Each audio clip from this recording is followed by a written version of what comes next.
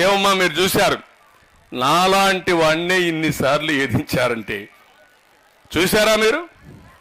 అసెంబ్లీలో నన్ను తిడతారు. ఎప్పుడూ రాజకీయాల్లోకి రానటువంటి మా మిస్సెస్ని అవమానిస్తారు. ఏ ఆడబిడ్డ అయినా ఆలోచించేది వ్యక్తిగత విమర్శలు ఎవరు భరించరు. అలాంటిది ఎప్పుడు కూడా బయట రాని మహిళల గురించి విమర్శించినప్పుడు నేను కూడా ఒక మనిషి కాబట్టి నేను కూడా బాధపడ్డా. ఆ రోజు ఒక మాట చెప్పా, ఇది గౌరవ సభ, మళ్ళీ క్షేత్రస్థాయిలో గెలిచి గౌరవ సభ చేసి ఈ అడుగులో అడుగు పెడతా ముఖ్యమంత్రిగా అని చెప్పాను ఆ రోజే. ఆ మాటతోనే బయట వచ్చా. మళ్ళీ నేను వెళ్ళా. అందుకే మిమ్మల్ని అడుగుతున్నా, మా ఆడబిడ్డల్ని, మీ భవిష్యత్తు, మీ పిల్లల భవిష్యత్తు, ఈ రాష్ట్ర భవిష్యత్తు బాగుండాలంటే ఏం చేయాలి? 40 రోజులు మీరు కష్టపడాలి. కష్టపడతారా లేదమ్మా అని అడుగుతున్నా.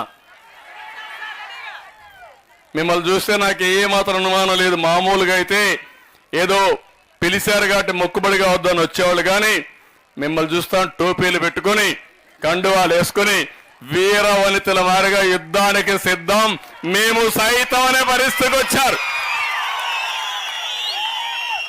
అది చూసినప్పుడు నాకు అనిపిస్తుంది, నేను ఎన్ని జన్మలెత్తి మీకు సేవ చేసినా మీ రుణం తీర్చుకోలేను, రుణపడి ఉన్నా.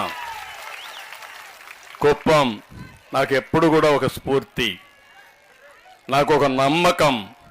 ఏ పని చేయాలన్నా కుప్పం నుంచే ప్రారంభిస్తానవునా కాదా? ఇప్పుడు సమైక్య ఆంధ్రప్రదేశ్లో కూడా నా చరిత్ర ఎవరు బ్రేక్ చేయలేరు. 9 సంవత్సరాలు ముఖ్యమంత్రిగా ఉన్నా, దగ్గర 15 సంవత్సరాలు అపోజిషన్ లీడర్గా ఉన్నా. కానీ నాకు స్ఫూర్తినిచ్చింది, ఎక్కడికి పోయినా ఇంత ఆనందం ఉండదు, కుప్పానికి వస్తే మాత్రం నాకు ఫుల్ జోష్ ఉంటుంది, చాలా ఆనందం ఉంటుంది. దానికి ఉదాహరణ ఏంటంటే మీ మంచి మనసులు, రెండోది నా మీద ఉండే అభిమానం, నిస్వార్థంగా ఆలోచించే మనస్తత్వం. అందుకే నేను కుప్పానికి వచ్చినప్పుడు ఫుల్గా ఛార్జ్ అయ్యి మళ్ళా వెళ్తాను వేరే ప్రాంతాలకి. అందుకే 7 సార్లు ఎన్నికల్లో గెలిపించారు. 35 ఏళ్ళు అయింది. మళ్ళా రెన్యూవల్కి వచ్చాయి. ఇప్పుడు మళ్ళా గెలిపించమని కోరుకోవడానికి, ఆ గెలిపించే ముందు మీ ఆశీస్సులు తీసుకోవడానికి, ఇక్కడి నుంచి బయట పోవడానికి ముందుగా వినాయకుని టెంపుల్కి వెళ్ళా. ఎలాంటి విఘ్నాలు లేకుండా చూడమని వినాయకుడికి దండం పెట్టుకున్నా. కన్యకా పరమేశ్వరి టెంపుల్కి వెళ్ళా. మా ఆడబిడ్డలు ఆరాధించేది కన్యకా పరమేశ్వరి టెంపుల్లో మీ ప్రతినిధిగా ఆ తల్లి దీవెనలు తీసుకుని, నిజమైన దేవతల మా ఆడబిడ్డలు ఎక్కడున్నారు, మీకోసం ఇక్కడికి వచ్చాను నేను. మీ ఉత్సాహం చూస్తే చాలా ధైర్యం వచ్చింది. ఏకపక్షంగా ఎన్నికలు ఉండాల్సిన అవసరం ఉంది. ఒక్కొక్కసారి బాధేస్తుంది. నేను అన్ని విషయాలు మీటింగ్లో మాట్లాడతాను. ఈరోజు మన కర్తవ్యాన్ని గురించి ఇక్కడ మాట్లాడుకుందాం. మిగిలిన విషయాలు, అన్ని విషయాలు కూడా మీటింగ్లో మాట్లాడతాను. ఈరోజు ఆ మీటింగ్లో కూడా చాలా విషయాలు చెప్పాలి మీకు. నేను ఒకటే ఆడబిడ్డలందరినీ కోరేది, మీకు అండగా నేను ఉంటా. 2 కోట్ల మంది ఆడబిడ్డలకు హామీ ఇస్తున్నా, మన నియోజకవర్గంలో ఆడబిడ్డలకు హామీ ఇస్తున్నా. మీ ద్వారా మీ కుటుంబాన్ని బాగు చేసే పరిస్థితి, అంతేకాదు ఇప్పుడుండే ఆదాయాన్ని 3 రెట్లు పెంచాలంటే ఏం చేయాలో చేసి నేను చూపిస్తానని మీ అందరికీ హామీ ఇస్తున్నా. జలగజేసే పని 10 రూపాయలు ఇచ్చి 100 రూపాయలు కొట్టేయడం. నేను అది కాదు, సంపద సృష్టిస్తాం, ఆదాయాన్ని పెంచుతాం, పెంచిన ఆదాయం మీకే పంచుతాను. ఆ డబ్బులతో 15 రూపాయలు ఇచ్చి 100 రూపాయలు సంపాదించే మార్గాన్ని నేర్పిస్తా. 100 నుంచి 1000 రూపాయలు చేసే మార్గాన్ని నేర్పిస్తా. 1000 నుంచి 10,000 రూపాయలు చేసే మార్గాన్ని నేర్పిస్తా. ఎప్పటికప్పుడు సంపద సృష్టిస్తూ పేదరికం లేని సమాజాన్ని చేయాలనేది నా జీవిత ఆశయం అని చెప్పి కూడా మీకు తెలియజేస్తున్నా. నేనెక్కడో పుట్ల, చిన్నప్పుడు నేను కూడా ఒక చిన్న గ్రామంలో మీలాంటి తల్లులకే పుట్టా. ఒక మధ్యతరగతి కుటుంబం. మా తల్లికి కూడా చదువు లేదు, మా తండ్రి కూడా రైతే. అక్కడి నుంచి నేను కష్టపడ్డా. ఎన్టీ రామారావు గారు కూడా ఒక సాధారణ కుటుంబమే, మహాత్మా గాంధీ కూడా ఒక సాధారణ కుటుంబమే. ఇప్పుడు ప్రధానమంత్రి నరేంద్ర మోడీ గారు కూడా ఎన్నోసార్లు చెప్పాడు, ఒక రైల్వే స్టేషన్లో టీ అమ్ముకుంటూ కష్టపడిన వ్యక్తి. మీలో శక్తి ఉంది, సామర్థ్యం ఉంది, దానికి వెలికి తీసే ఆలోచన రావాలి. అదే ఆలోచన ఒక మహిళ, అసాధారణమైన మహిళగా తయారు చేసే బాధ్యత తెలుగుదేశం పార్టీ నేను తీసుకుంటాను. మిమ్మల్ని ప్రోత్సహిస్తాం, మీ అందరికీ ఎక్కడికక్కడ అండగా ఉంటాం. ఇంకో పక్క మీకు అవసరమైతే ఏదైనా ఇబ్బందులుంటే ఇబ్బందులు పరిష్కారం చేస్తాం. ఇప్పుడే కాన్స్టిట్యున్సీ పార్టీ ప్రెసిడెంట్ చెప్పింది, తెలుగుదేశం వస్తే ఎవ్వరు కూడా ఆడబిడ్డకు ఎక్కడ అన్యాయం చేయాలనో అవమానం చేయాలని ఆలోచిస్తే భయపడతారు. ఒక్క ఉదాహరణ చెప్తున్నా. నేను ముఖ్యమంత్రిగా ఉన్నప్పుడు 2015 ఆ ప్రాంతంలో గురిజాల్లో ఒక చిన్న అమ్మాయి పైన, ముస్లిం బాలిక పైన అత్యాచారం జరిగింది. నాకు సమాచారం వచ్చింది, చాలా సీరియస్ అయ్యాను.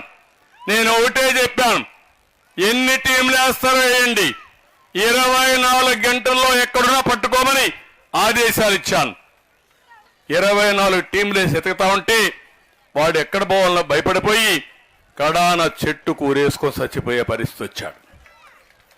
అంటే నేను ఒకే మాట చెప్పాను ఆ రోజు కూడా, ఎవడైనా నా ఆడబిడ్డల జోలుకొస్తే ఖబర్దార్ జాగ్రత్తగా ఉండండి, అదే లాస్ట్ డే మీకు.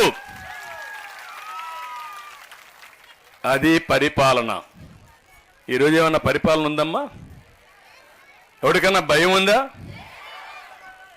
కాదమ్మా, మీరు గుర్తుపెట్టుకోవాలి, గంజాయిని పెంచి పోషిస్తే రాష్ట్రంలో అధికార పంట, వ్యవసాయ పంట, వాణిజ్య పంట గంజాయి. ఏమమ్మా, గంజాయి దాగినోడికి తల్లికి పెళ్ళానికి వ్యత్యాసం తెలుస్తుందా? ఆ పిల్లలు మీ దగ్గర ఉంటారా? మీ పిల్లల గంజాయికి అలవాటైతే ఏమవుతారు మీరు? నిన్నే మీరు చూశారు, గంజాయే కాదు డ్రగ్స్. డబ్బులకు కక్కుర్తిపడి విదేశాల నుంచి డ్రగ్స్ తీసుకొచ్చి అమ్ముకునే పరిస్థితికి వచ్చారంటే ఈ ప్రభుత్వానికి బాధ్యత ఉందని నేను అడుగుతున్నా. అదే తెలుగుదేశం హయాంలో రాలేదేవాడు? రావాలంటే భయపడ్డారే. అంటే మీరే అలాంటి తప్పుడు వ్యాపారాలు, చీకటి వ్యాపారాలు చేసి రాష్ట్రాన్ని భ్రష్టు పట్టించారు. అందుకే ఇవన్నీ జరిగాయి.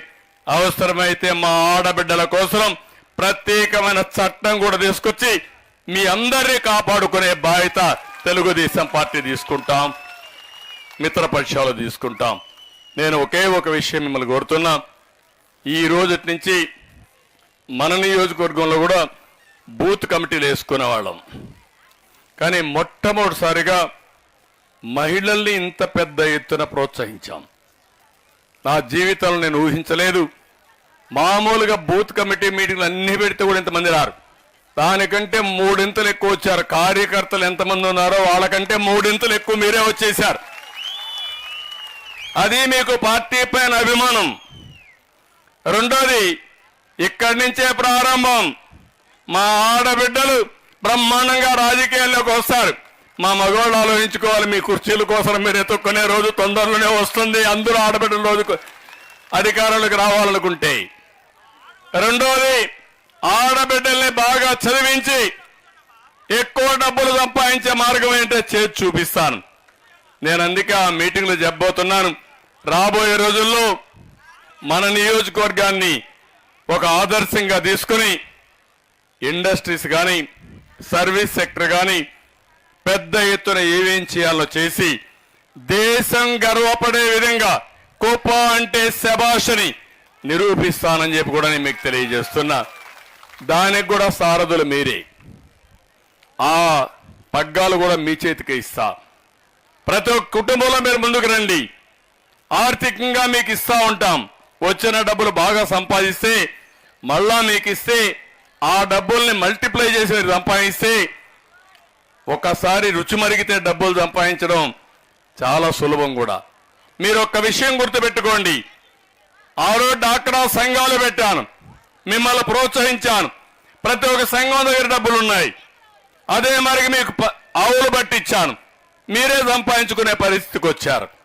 అదే మరి ఐటీ ఉద్యోగాలు కావాలని పిల్లల్ని బాగా చదివించి ఐటీ పరిశ్రమలు తీసుకొచ్చాను రాష్ట్రానికి. ఇక్కడ చదువుకున్న వాళ్ళు విదేశాలకు వెళ్ళారు, అక్కడ ఉద్యోగాలు చేశారు. నేను అన్నాను, మీరు ఉద్యోగం చేయడం కాదు, ఉద్యోగాలు ఇచ్చే స్థాయికి రావాలని చెప్పి ఆ రోజు పిలిపిస్తే, ఈరోజు ఏ దేశం పైన ఉద్యోగ కల్పనలో మన వాళ్ళు ముందున్నారంటే అది తెలుగుదేశం పార్టీ చూపించిన చొరవ.